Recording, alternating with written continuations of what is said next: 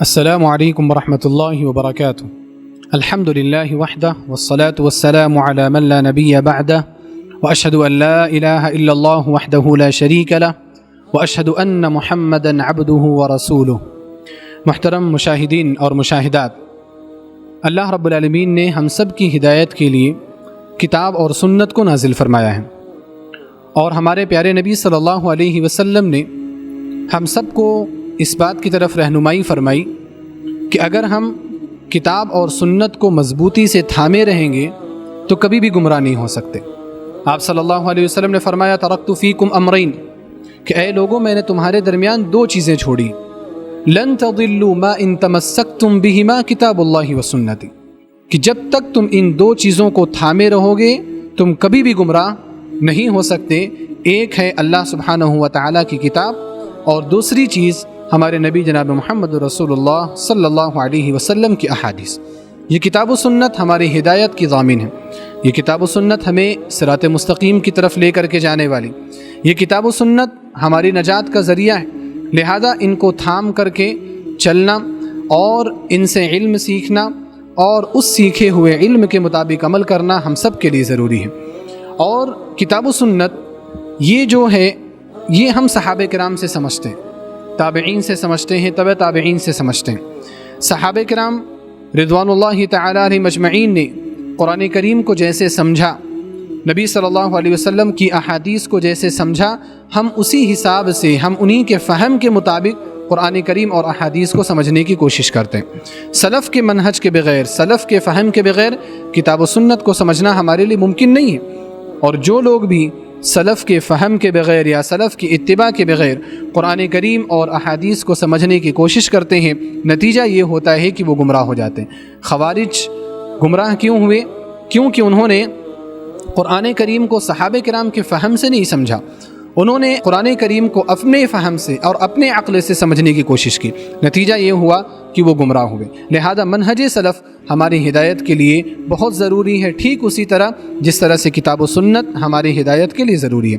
منہج سلف کیا ہے، منہج سلف کیا نہیں ہے، یہ ایک سوال ہوتا ہے، ہم سب کے ذہن میں یہ سوال آتا ہے۔ منہج سلف کی تعریف کیا ہے، منہج سلف کہتے کس کو ہیں؟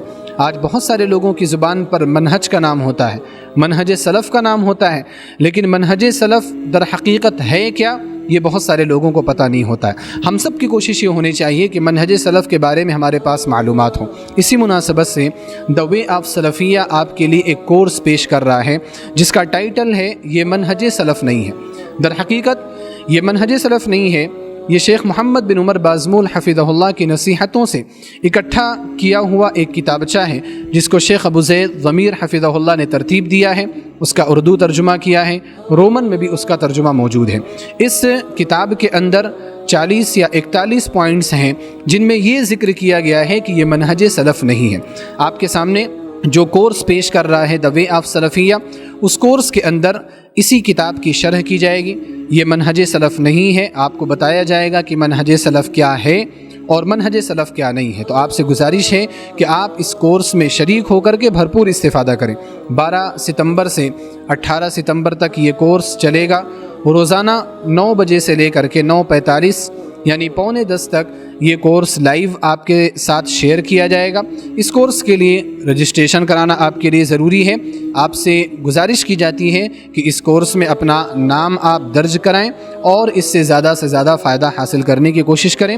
ساتھ ہی اس کورس کی تعلیم کے بعد ایک امتحان بھی ہوگا، اس امتحان میں جو ٹاپرز ہوں گے، اگر آپ ان میں سے اپنے آپ کو شمار کر پاتے ہیں تو انشاءاللہ آپ کو بہترین انعامات سے بھی نوازا جائے گا، اور ساتھ ہی جو لوگ بھی کورس میں شریک رہے ان کے لیے ای سرٹیفکیٹ بھی نشر کیا جائے گا۔ تو یہ من جملہ جو کورس ہے وہ اپنے آپ میں طلاب علم کے لیے، علم حاصل کرنے والوں کے لیے، علم کا شغف اور علم کا شوق رکھنے والوں کے لیے ایک بہترین ذریعہ ہے۔ تو لہذا آپ سب سے گزارش کی جاتی ہے کہ آپ اس نمبر پر رابطہ کریں اور مزید معلومات حاصل کریں، اور اپنا اور اپنے اقربا کا اور اپنے دوستوں کو آپ مشورہ دیں کہ وہ بھی اس کورس میں شریک ہو کر کے استفادہ کریں۔ اللہ سبحانہ و تعالی ہم سب کو خیر کے لیے توفیق کامل بخشے، آمین۔ وآخر دعوانا ان الحمد للہ رب العالمین، والسلام علیکم ورحمۃ اللہ وبرکاتہ۔